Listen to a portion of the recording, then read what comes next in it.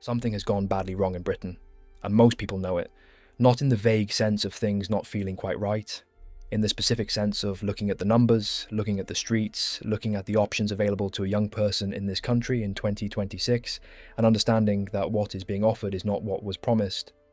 The gap between the Britain that was built after the Second World War and the Britain that exists right now is not a gap that happened by accident. It is the result of specific decisions made by specific people over 4 decades, and the distance between those two Britons, between what was possible for an ordinary working person in 1970 and what is possible for an ordinary working person today, is one of the most brutal stories you can tell about any country in the modern era. The middle class has effectively stopped existing as a mass phenomenon. Not in every pocket of the country, not for every family, but as the broad centre of British society and the wide group that could own a home, access decent healthcare without waiting years, send their children to a school that worked, save meaningfully for a pension, retire with some security and dignity. That thing has been hollowed out. What has replaced it is something much sharper, a division between people who own assets and people who do not, between people whose wealth compounds while they sleep because they bought property before 1995 and people who are renting in their 30s and watching any possibility of ownership disappear further into the distance every year, between the people who benefit from the way Britain's economy is structured and the people who pay the price for it. Low-income British households are now 22% poorer than their equivalents in France, 9% poorer than equivalent households in Germany. Britain, one of the wealthiest countries in the history of human civilization, the country that invented the Industrial Revolution, that commanded a quarter of the Earth's surface, that won 2 world wars, has working-class households a fifth poorer than their French equivalents. That is not bad luck. That is not a natural economic outcome. That is the accumulated result of political choices made over 45 years that prioritized the interests of people who already had assets over the interests of people who were trying to build a life. And earlier this year I needed to see a doctor. Nothing serious. The kind of thing that should have been dealt with in a straightforward NHS appointment. I tried. Weeks of calling, being told to call back, being told the earliest available slot was weeks away. So I did what more and more people in this country are being forced to do. I went private, paid close to £1,000 out of my own pocket for something the NHS, the institution that Britain is supposed to be proudest of, the thing every politician points to as proof the country still works, could not provide me within any reasonable time frame. I want to be clear, I am not attacking the NHS. I know people whose lives have been saved by it. The people working in it are not the problem, but the NHS in 2026 has 7.3 million people on its waiting list. The 18-week treatment target has not been met since 2016. And when I tell you that, I am not telling you a statistic about a health service. I am telling you something about what Britain has become. Something that requires you to understand where it started before you can understand where it ended up. Because Britain was not always this. And to understand what has happened, you have to go back. Not 10 years, not 20. All the way back to the moment when Britain stood at the absolute peak of human power, and someone who understood empires looked at that peak and said, it will not last. In 1897, Queen Victoria's Diamond Jubilee, 60 years on the throne, Britain ruled approximately 1/4 of the Earth's land surface and 1/4 of its population. The largest empire in human history, ships flying the British flag in every ocean, British administrators running India, Africa, Australia, Canada, vast stretches of Asia. The British pound was the global reserve currency. The Royal Navy was the single most powerful military force on Earth. No country on Earth could seriously challenge British dominance, and at the celebration of this extraordinary moment of triumph, at the peak of it all, Rudyard Kipling, the poet who had done more than anyone to articulate what the empire meant, published a poem that threw cold water over the whole celebration. Lo, all our pomp of yesterday is one with Nineveh and Tyre. Nineveh, Tyre, ancient cities, gone, the capitals of civilizations that, at their height, were as confident in their permanence as Britain was in 1897. Kipling was not being defeatist.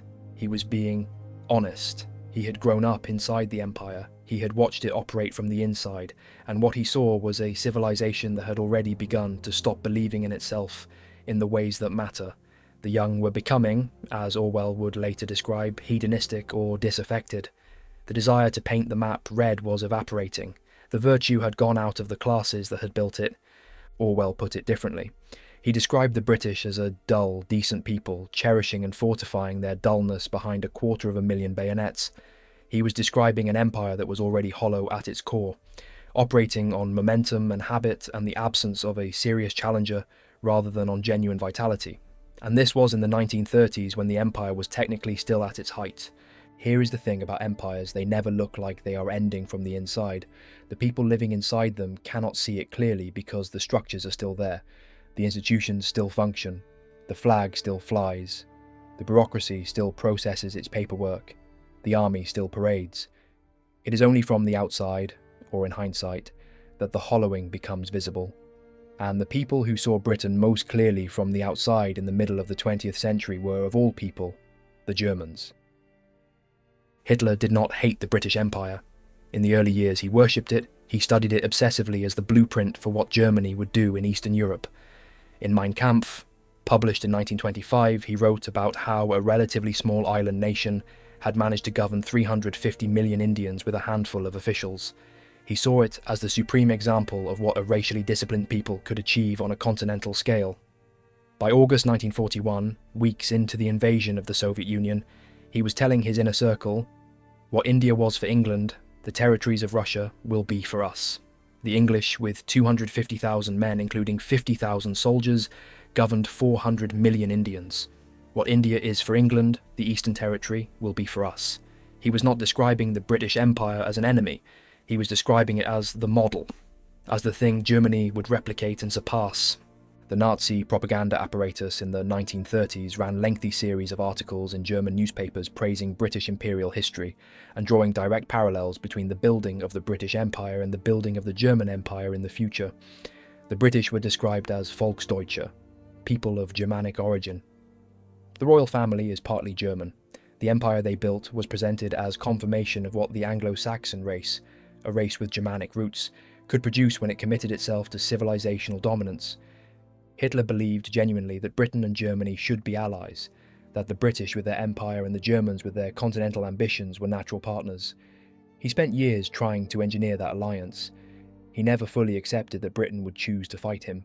But even as he admired the empire, the sharper German observers understood what the British leadership refused to admit. Goebbels, in June 1939, months before the war began, wrote directly to the German people that if England chose to fight Germany, it would present England with the real danger of losing its empire. He was not threatening them. He was explaining to them what entering that war would actually cost. He understood because he had studied the British financial position, the military overextension, the degree to which the empire was being maintained on momentum rather than genuine capacity, that a Second World War would do what the First had not quite managed. It would exhaust Britain beyond recovery. And he was right. Britain could not fight a world war on the financial and military foundations that existed in 1939. The First World War had bled it. The Second World War would finish the job. The empire did not end because the colonies revolted, though some of them did. It ended because Britain could no longer afford to maintain it after winning the war that was supposed to preserve it. And then there is the line that stays with me more than any other. April 1945. The Führerbunker in Berlin, Soviet artillery destroying the city above, Hitler dictating to Martin Bormann in the final weeks of his life. And he says, "We can safely make one prophecy. Whatever the outcome of this war, the British Empire is at an end. It has been mortally wounded." He said that while losing the war, while his city was being reduced to rubble, while everything he had built was collapsing around him. And he was completely right about Britain. The enemy in his final days understood what had happened to the country he had spent 6 years fighting more clearly than that country's own leadership did. Because here is what actually happened. Britain won the Second World War. Britain fought against genuine evil and prevailed at extraordinary cost. And then Britain lost everything the war was supposedly fought for. The empire was not defeated in battle, it was bankrupted in victory. The financial cost of the war required borrowing on a scale that made British independence from American economic conditions essentially impossible. The Lend-Lease arrangements, the Marshall Plan, the Bretton Woods settlement, all of them required Britain to accept a restructuring of its global position. The empire did not end because the colonies revolted, though some of them did. It ended because Britain could no longer afford to maintain it, and the Americans who were financing the peace did not want it maintained. Churchill had stood in the House of Commons in 1942 and declared, "I have not become the King's First Minister in order to preside over the liquidation of the British Empire." He meant it at the time. He believed it. But what happened after 1945 was something more complicated than betrayal and more cynical than grief. Churchill lost the 1945 election. Attlee gave India independence in 1947. Churchill came back as Prime Minister in 1951 and did nothing to reverse any of it. He presided over a period of managed decline, accepted American conditions that fundamentally restructured Britain's global position, and resigned in 1955 before the Suez Crisis the following year made the new reality undeniable. The man who told Britain it would fight on the beaches oversaw the quiet surrender of everything that fight had supposedly been for, and he said, "It is with deep grief I watch the clattering down of the British Empire with all its glories. Deep grief." But he was comfortable. He was honoured. He was a Nobel laureate. The grief cost him nothing. The liquidation he swore to prevent happened on his watch, twice, and he chose his personal legacy over the empire he claimed to love. And then Enoch Powell in 1961. Speaking to the Royal Society of St. George, looking at the ruins of the empire and asking what remained, he said, "That power and that glory have vanished as surely as the Imperial fleet from the waters of Spithead, and yet England is not as Nineveh and Tyre." He saw something that the pessimists missed.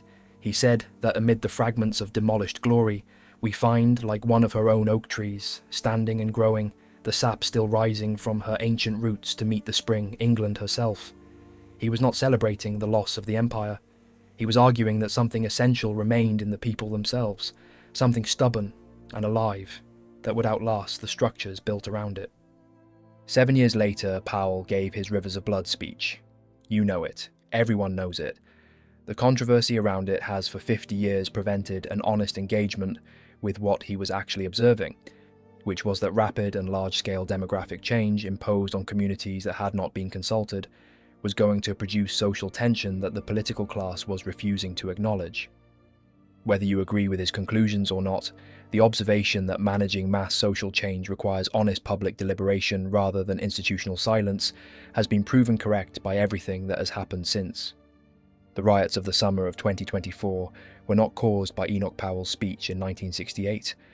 They were caused by 50 years of politicians treating the concerns of ordinary people about rapid change as symptoms of a deficiency rather than as questions deserving honest answers. The question this video is asking, and it is the most serious question you can ask about this country in 2026, is whether the SAP is still rising, or whether something has happened in the decades since Powell gave that speech that has finally stopped it. Because look at what Britain has become. The National Health Service has 7.3 million people on its waiting list. 7.3 million. The 18-week treatment target, the constitutional standard that patients should be seen within 18 weeks of referral, has not been met since 2016, nearly a decade. 40.4% of patients waited over 4 hours in A&E in December 2025. 123,000 people are waiting over a year for treatment. The median wait time for treatment is 13.2 weeks. Before COVID, it was 6.7 weeks. The government set an interim target of 65% of patients seen within 18 weeks by March 2026. The actual figure is around 61%. The target was missed, and 22% of patients waited over 6 weeks for diagnostic tests against a standard of 1%. The NHS was built in 1948 by Aneurin Bevan as the centrepiece of the post-war settlement. The idea was straightforward. Britain had asked its people to endure 6 years of total war, rationing, bombing, bereavement. The least the country could do in return was guarantee that nobody would be left to suffer and die because they could not afford a doctor. That was the promise. That was the covenant. And for decades it held well enough that Britain genuinely could point to it and say, "This is what we built. This is what we chose to be." The council housing programme that went alongside it was equally significant. Between 1945 and 1979, successive British governments built council housing at a scale that has never been replicated. At its peak in the late 1960s, the public sector was building over 180,000 homes a year, homes that a working-class family could rent from the council for a fraction of their income, homes with gardens, decent construction, security of tenure. The idea was simple. The state had a responsibility to ensure its people had somewhere to live, not as charity. As the basic covenant between a government and the people it governed, the grammar schools gave working-class children a route to professional careers that their parents had never had access to. The expansion of universities from the 1960s onward opened higher education to the first generation of British people who had not been born into the class that had always attended them. The national pension, the unemployment insurance, the sick pay, the maternity benefits, all of it constructed in the late 1940s as the architecture of a society that was going to honour its debt to the people who had sacrificed through the war and the austerity before it. That architecture held for approximately 30 years. Not perfectly. Never perfectly. The NHS was underfunded at various points, the council housing was of variable quality, the grammar schools reproduced their own inequalities. But the direction of travel was broadly one of expanding access, broadening security, reducing the gap between what life could be for people at the bottom and what it was for people at the top. That was the direction of travel until 1979. What happened after 1979 is a long story, and it is not one that belongs entirely to one party. Margaret Thatcher sold council houses to their tenants under the Right to Buy scheme from 1980. The idea was to create a property-owning democracy. The consequence was that the social housing stock was permanently depleted. Every home that was sold was a home removed from the pool available to the next generation of working-class tenants, and the proceeds were not used to build replacements. The housing stock that had taken 30 years to build was sold off in a decade, and the replacement never came. The councils that had been the primary vehicle for social housing were stripped of the funding and the legal ability to build at scale and never recovered it. The privatizations of the 1980s transferred public assets, utilities, telecoms, transport infrastructure, into private hands. The theory was that private ownership would produce efficiency and lower prices. The practice, 40 years on, is that British water companies have paid out £72 billion in dividends since privatisation, while sewage is pumped into rivers, and the infrastructure investment that was supposed to follow private ownership consistently failed to materialise at the scale required. British energy bills are among the highest in Europe. British rail fares are the highest in Europe.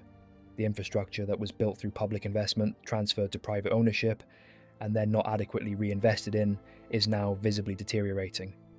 The financialisation of the British economy from the 1980s onward concentrated economic power in London and the South East, to a degree that has no parallel among comparable Western nations. The destruction of manufacturing in the Midlands and the North was not an accident or a market outcome. It was a policy choice. The choice to allow industrial decline, to not protect or restructure the industries that employed hundreds of thousands of working-class people, was made by people in positions of power who calculated that the gains from financialisation would be greater than the costs of deindustrialisation. They were right about the gains. They were wrong about who would pay the costs. The people in the financial sector did very well. The people in the communities that used to build things did not. Now, I am not here to relitigate the 1980s. What I am here to say is that what you are looking at in 2026, the 7.3 million NHS waiting list, the million young people with nowhere to go, the homes at 9 times average earnings, the 1 in 3 children in poverty, is not bad luck. It is the accumulation of 45 years of specific policy choices made by governments of both parties that prioritise the interests of people who already had assets over the interests of people who were trying to build a life. The youth unemployment numbers are almost as brutal. In October to December 2025, 957,000 young people aged 16 to 24 were NEET, not in education, employment or training, nearly 1 million. That is 12.8% of every young person in that age group. The last time the number exceeded 1 million was between July and September 2011, in the prolonged aftermath of the financial crisis. The government itself, in November 2025, launched an independent emergency review because the figures had become impossible to ignore. The review is being led by former Health Secretary Alan Milburn. It will report in summer 2026. The headline it is trying to explain: nearly 1 million young people in Britain have nowhere to go. This is not a statistic about laziness, and it is not a statistic about the wrong attitude. It is a statistic about a labour market that has been restructured over 30 years in ways that have progressively removed the entry points that once existed for young people without experience or connections. The hospitality sector is contracting, the retail sector is contracting. The graduate scheme market in Britain produces approximately 17,000 positions a year for 1.2 million annual graduates. 1 in 7 jobs in the entire UK, 4.4 million jobs, pays less than the real living wage. 1 in 6 workers reports they struggle to pay or cannot pay their household bills each month. A record 1.35 million people now have second jobs just to make ends meet. The housing numbers are the numbers that hit hardest for anyone under 40. Homes in Britain now cost 8.8 times average earnings. In the 1970s, that ratio was 4.1 times. It has more than doubled. Over 50 years, house prices have increased by 2,300%. Wages have increased by 1,400%. The gap between those two figures is the gap between the generation that built this country and the generation that is trying to live in it. The average first-time buyer in Britain is now 33 years old. That is 2 years older than a decade ago. The average first-time buyer property costs £311,034, with an average deposit needed of £61,090. Only 23 areas out of 314 local authority areas in England and Wales have homes selling for less than 5 times earnings. 23 out of 314. In London, average rents have reached over 50% of typical earnings for some tenants. Half of everything you earn goes to your landlord before you have bought food. In the 1970s, you could buy a house on a single average income. You could raise a family on a single average income. You could save for a pension on a single average income. Every single one of those things is functionally impossible for the majority of working people in Britain in 2026. The structures that made ordinary life secure, affordable housing, reliable healthcare, stable employment, a pension worth having at the end, have been dismantled piece by piece over 4 decades, not accidentally, through specific choices made by specific people who either did not understand or did not care what those choices would produce. And here is the poverty data that nobody in power seems to want to say loudly. 1 in 3 children in Britain is now living in poverty, 1 in 3, and a quarter of all adults, highest levels this century. Over 70% of children in poverty are in families where at least one parent works. These are not people who have chosen not to work. These are people who are working and still cannot meet the basic needs of their children. 18.5 million adults in Britain feel economically insecure. The tax burden has reached 38.5% of GDP, a record high. The living standards of the poorest 10% of households will be lower this year than last year. Not stagnant, lower, falling. Now the immigration situation. Because this is the thing that Britain is most divided about, and the thing that the political class has been most dishonest about for the longest period of time. Net migration to Britain peaked at 944,000 in the year to March 2023. 944,000 people in a single year. That is a city the size of Birmingham, added to the population in 12 months. The political class that had spent years promising to bring the numbers down had instead produced the highest net migration figure ever recorded. Both parties. Labour opened the routes in the early 2000s under Blair. The Conservatives inherited those routes, promised to cut migration to the tens of thousands, never came close, and presided over the escalation to 944,000. The current Labour government has introduced restrictions, and the numbers have fallen significantly to around 204,000 in the year to June 2025. But the cumulative effect of the peak years, the demographic transformation of British cities at a speed and scale with no historical precedent, is not going to be reversed by policy changes. The asylum hotel situation is specific and documented. In 2024-25, the British government spent £2.1 billion housing asylum seekers in hotels. That is not an opinion. That is a government figure.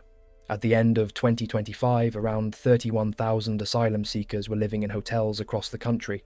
The government has promised to end the use of hotels by 2029. Whether it will is a separate question.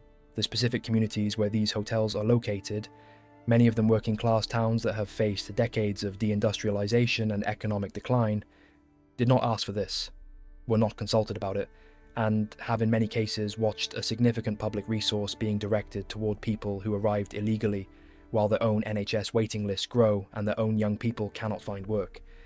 The tension this creates is real. It is not manufactured by right-wing media.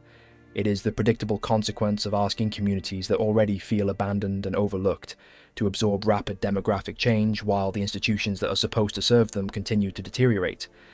Most people in those communities are not racists. They are people asking a reasonable question. Why is there money for this when there is apparently no money for that? And that question has never received an honest answer from the political class of either party. The summer of 2024 gave Britain a glimpse of what happens when that accumulated tension finds a catalyst. On the 29th of July, 2024, at a Taylor Swift-themed dance class for children in Southport, a 17-year-old named Axel Rudakabana attacked the group with a knife. 3 children were killed: Bebe King, 6 years old, Elsie Stankham, 7 years old, Alice da Silva Aguiar, 9 years old.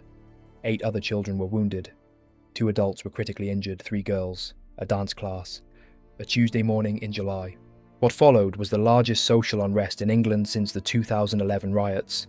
His parents came from Rwanda, he had grown up in this country, and the fury that erupted was not simply about one attack. It was about everything that had been building for 15 years. The economic abandonment, the housing, the NHS, the sense that the country had been fundamentally changed without anyone asking the people who lived in it, finding a violent outlet because no legitimate outlet had been provided. Hotels housing asylum seekers were attacked. Police officers were assaulted. 1,840 arrests were made. Courts processed people aged from 11 to 81. And here is where the media made it worse. GB News spent weeks pumping content that treated every act of disorder as confirmation of a cultural war being waged against ordinary British people. The BBC responded by treating every person in the streets as a far-right extremist whose concerns were not to be engaged with but to be condemned. Neither outlet asked the honest question. Neither outlet said, "These people are angry about something real. The specific thing they are doing with that anger is wrong, and the reason it reached this point is that nobody in power has said anything honest to them for 20 years. The political class responded with prosecution, 1,840 arrests, sentences handed down, and then it returned to business as usual. The housing did not get more affordable, the NHS waiting list did not get shorter, the youth unemployment did not fall, the hotels did not close, and the media that had spent 3 weeks generating maximum heat from minimum light went back to the next story. The riots were not just about Southport. That is the thing the prosecution and the condemnation and the editorial columns never quite said. They were about 50 years of people being told their concerns were racism, their questions were ignorance, their anger was extremism, and the specific communities that erupted are not communities full of extremists. They are communities full of people who have been systematically failed and who finally ran out of patience at the same moment. And the political situation now. Labour won the 2024 general election with a landslide in seats on a historically low share of the vote. In the May 2026 local elections, Labour received 17% of the vote, lost 38 councils, lost 1,496 council seats, the worst local election performance by a governing party in modern British political history. 1 year and 10 months after their general election victory, the cost of living was cited as the main concern by 62% of voters. The government had raised taxes by £26 billion, increased employer national insurance contributions, retained the 2-child benefit cap that traps hundreds of thousands of children in poverty, and watched living standards fall. Reform UK leads national polls by 10 points clear of Labour. And here is the thing about reform that needs to be said plainly. Reform UK is not the answer to the problem of Britain. It is the repackaging of the problem as a solution. Nigel Farage is a businessman, not a populist who got lucky, a businessman who identified a market, working class and lower middle class British voters who feel abandoned by both parties, and built a product to capture it. Brexit was his flagship achievement, the thing that was supposed to take back control, the thing that was going to restore British sovereignty and British prosperity. And the working class communities that voted most heavily for Brexit are, in many cases, the same communities where youth unemployment is highest, where housing is least affordable, where the NHS waiting lists are longest. Brexit did not fix any of those things. It was not designed to fix those things. It was designed to win a referendum. Farage has been in British political life for over 30 years. He has never won a general election seat. He has built a political career entirely on the promise of a transformation that never quite arrives, a future that is always one more vote away, one more campaign away, one more leader away. The people who have followed him through UKIP and the Brexit Party and Reform UK have real grievances. Their anger at the political establishment is entirely justified. The conditions they are living in are exactly as bad as they describe. But the solution being offered to them, which is essentially the same deregulatory, low-tax, market-oriented framework that has been dominant in British politics since 1979, but with more aggressive rhetoric about immigration, is not a solution to the problems they have. It is a different aesthetic wrapper around the same content. Farage's relationship with Israel and with foreign policy more broadly has been extensively documented. He is a man whose political positioning consistently aligns with the interests of the donors and the networks that fund his operations rather than with the stated interests of the working class voters who give him his platform. He is also, as anyone who has followed his career closely understands, a man who has made an extraordinarily comfortable living from the politics of decline. The worse things get for the people he claims to represent, the more he is needed. The incentive structure of his career is not aligned with actually fixing the problems. It is aligned with keeping them alive long enough to sustain another campaign. Reform UK is not the Conservative Party in disguise. It is something slightly different. It is the Conservative Party's economic ideology, dressed in the aesthetic of anti-establishment anger. The substance of what reform would do in government, cut regulation, cut taxes for businesses, reduce the state's role in the economy, would produce outcomes for the working class communities that support it that are broadly continuous with the outcomes of the last 45 years. Not because reform is stupid or cynical, because the economic framework they believe in is the economic framework that produced the current situation.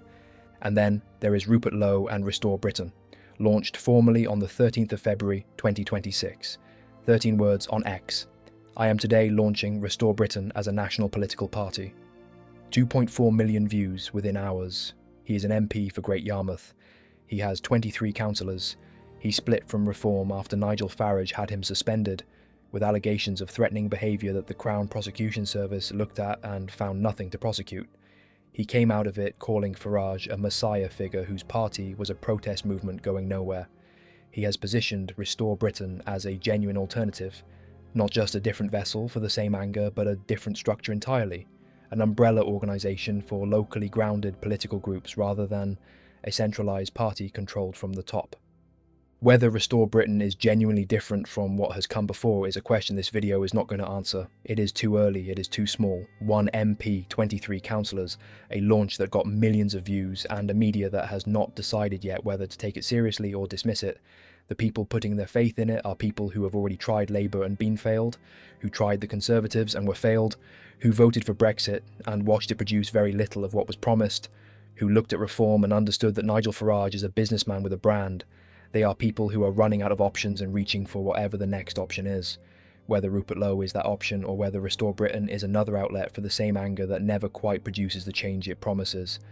That is the question British politics is sitting with right now. Here is what the Germany of 1945 understood that Britain of 2026 has not yet fully reckoned with. The British Empire did not end because of external defeat. It ended because of internal exhaustion. The structures that held it together, the financial confidence, the civic virtue, the sense that the institutions were working for the people inside them, those things declined before the empire did. The empire was the last thing to go. Everything else went first. And what you are watching in Britain right now is not the end of anything specific. It is the accumulated consequence of 45 years of specific decisions that transferred wealth upward, dismantled the structures that made ordinary life secure, and told the people who were losing out that the alternative was worse. The people asking for accountability are not being unreasonable. They are asking for what was promised, the homes fit for heroes that were promised after the First World War and largely not delivered. The welfare state and the council houses and the NHS and the grammar schools that were promised after the Second World War, delivered and then systematically dismantled. The taking back of control that was promised by Brexit and did not materialise in the lives of the people who voted for it most emphatically. The change that was promised by Labour in 2024 and which has so far produced the highest tax burden in recorded British history, alongside falling living standards for the poorest households. The pattern is consistent.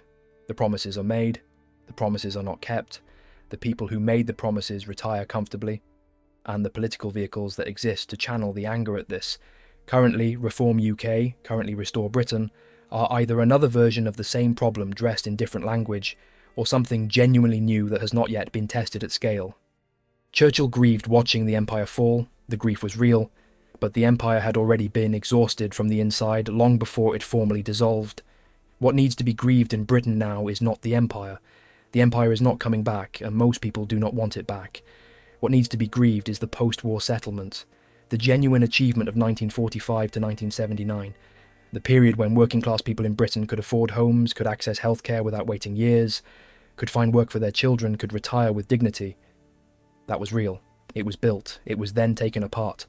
And the grief about that, the specific, personal, generational grief of people who can see what their parents had and understand they will not have the same thing, is the emotional reality underneath everything this video has described. The honest answer to what happened to Britain is not complicated. Britain built something genuinely valuable after 1945, and then, over the following 4 decades, a series of governments decided that the people who already had wealth and assets should be allowed to extract more of the value from the economy, while the people who did not already have wealth and assets should bear more of the risk. And they did it slowly enough and distributed the pain broadly enough that it took 4 decades for the consequences to become visible in the specific, brutal ways they are visible now.